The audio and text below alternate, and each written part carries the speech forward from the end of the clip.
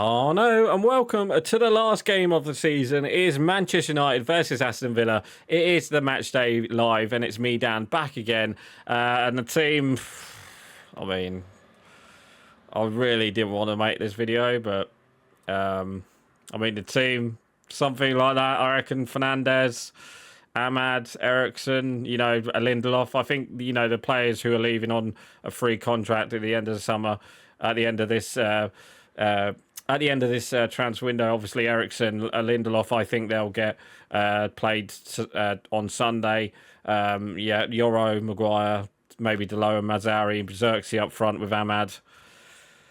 Dear. Let's start the match. Let's talk about it. So we lost our last league game, which was 1-0 to Chelsea. We started pretty well, I'm not going to lie. We started pretty well. We did score. Harry Maguire was only just offside.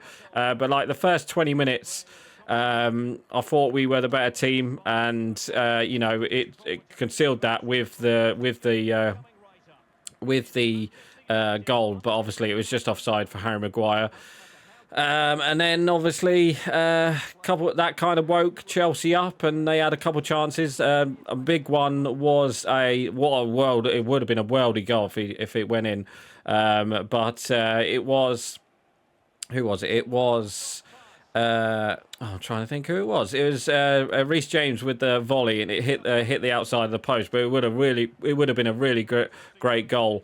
So yeah, that was a close, and then obviously Palmer had a shot that was it wasn't the best save from Onana, but he should have went on and for God's sake. I'm not gonna even bother. I'm not gonna worry. It's just what, and then obviously second half, Chelsea just kind of turned it up a bit, and didn't they? And Reece James with a bit of trickery from outside the box, put it into the box, and what's his name? Cucurella headed it in for 1-0, and then literally it was just all done and dusted from that point on. We were, like I said, we was unlucky. I thought we was unlucky not to get. Oh, there we go. Just like that, we got a kickoff goal. I thought we was just unlucky not to get something from the game. But so on and so forth. And then we go on to the Europa League final against Spurs. I mean, where do we start? Literally, where do we start? Literally, we were so poor. Spurs was so poor as well.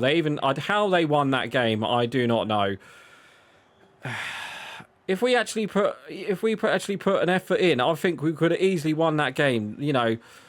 They nicked a goal right before half time, and obviously from that goal, they literally just sat back and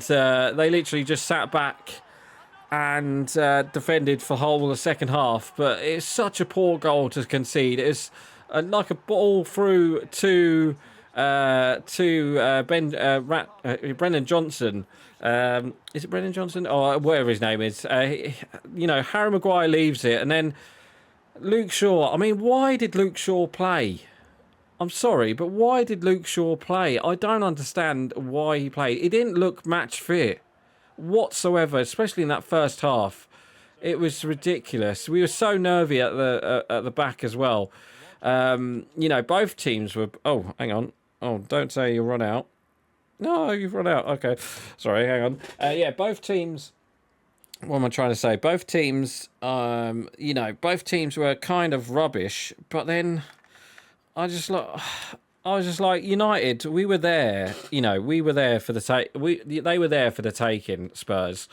And, we didn't pretty much do much in the first half anyway, apart from an Ahmad shot that just went wide and no one got onto the back post again. But, he was looking the brightest spark out of everyone. But even Bruno Fernandes was absolutely rubbish. Casemiro looked like none of the player that he was. And then obviously second half we made the substitutions. I was quite surprised Garnacho did get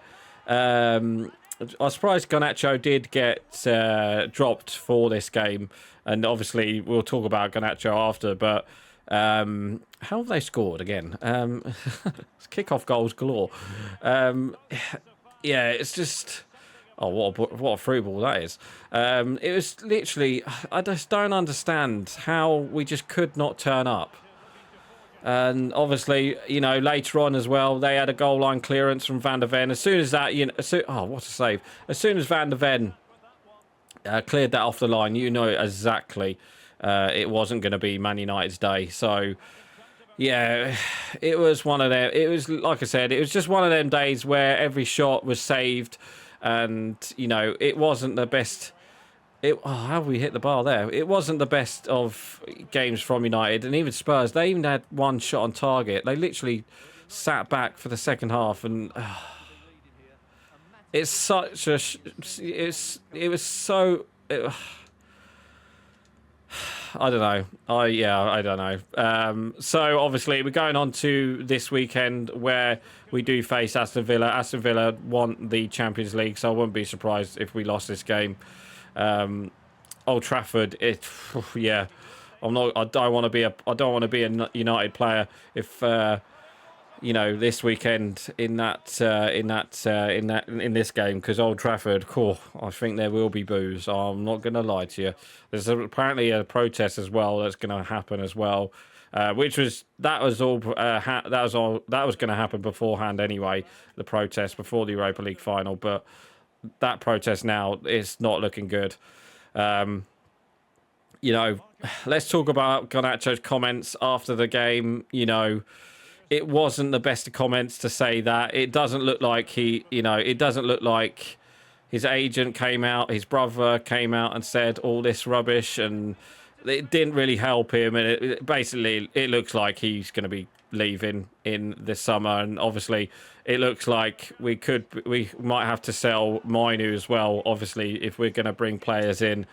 And obviously, Rashford looks like we will be going. I think there's going to be a fire sale this week, this summer.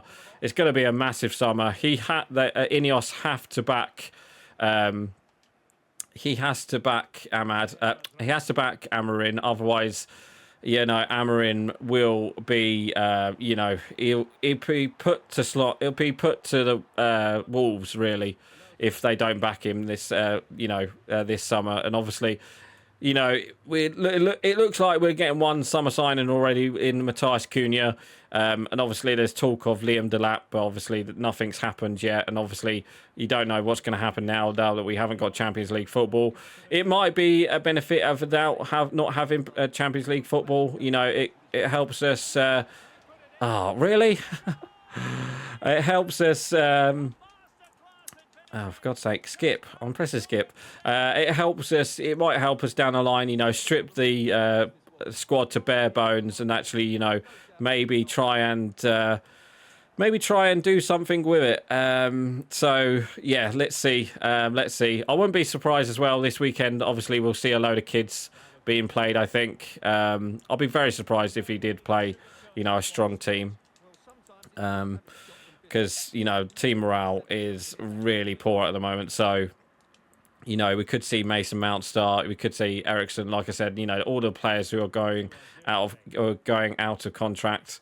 It could be one of them games where, you know, I'm not going to lie to you. I wouldn't like to be a Man United player in that, you know, when they do the wraparound of the, you know, they do a lap around the stadium. I'm not going to lie to you. I wouldn't be a Man United player because there's going to be boos. You know there's going to be boos. And let's see. What a game this is, by the way. 3-3. You know, it would be nice for Man United to win this weekend and ruin Aston Villa's chances of a Champions League, but I can't see it. I think Aston Villa will be I think they'll be too strong for us, and I think we'll be all over the place since the Europa League final loss. So, yeah. Like I said, big summer ahead. Who do we sell? I think there's going to be, like I said, I wouldn't be surprised if NNOOO goes. I wouldn't be surprised. Do you know what? I'm not going to lie to you. I wouldn't be surprised if Bruno Fernandes does go. I wouldn't be surprised if United do sell him to Saudi. He's been linked with Saudi the last couple of weeks. I wouldn't be surprised if that happens. He deserves to be in a better team, I feel. Even, you know, maybe to Real Madrid or something like that. I think he could easily go into one of them teams. So yeah, let's see what happens. It's going to be a massive. It's going to be a massive, massive couple of weeks. Obviously, we do have that small transfer window coming up. Isn't it like the 1st of June to the 10th of June? So whether or not we'll see that is another question. And obviously, we've got a load of games next week as well, haven't we? I think we've got Hong Kong 11 and then Asian, something like that, United or something like that. Obviously, they're just doing that for money, but I wouldn't be surprised if, we play kids in that game. So, yeah, like I said, I might do a video next week, basically saying, like, what I think should happen and stuff like that, because I think we've only got 4. I think there's only going to be 4 episodes. There might be like a episode next week saying, what should we do with Man United? Who should we sell? And stuff like that. And there might be a bonus episode, like kind of review this season as well. Obviously, it's been a really shit season, hasn't it? We can't really explain what happened. Obviously, losing Ten Hag. Was it the correct decision to, put Ten Hag into the game? Was it the correct decision to put Amorim straight away into the season as well? And, it hasn't really worked in the league for him. Will he still be here by the end of the next season? That is the question. I don't know why. I've just got this funny feeling that we are gonna, I think we'll back him in the summer, and like the first 10 games, I think if it doesn't go to plan, I think he's just gonna walk away, and it's gonna be rinse and repeat again, and yeah.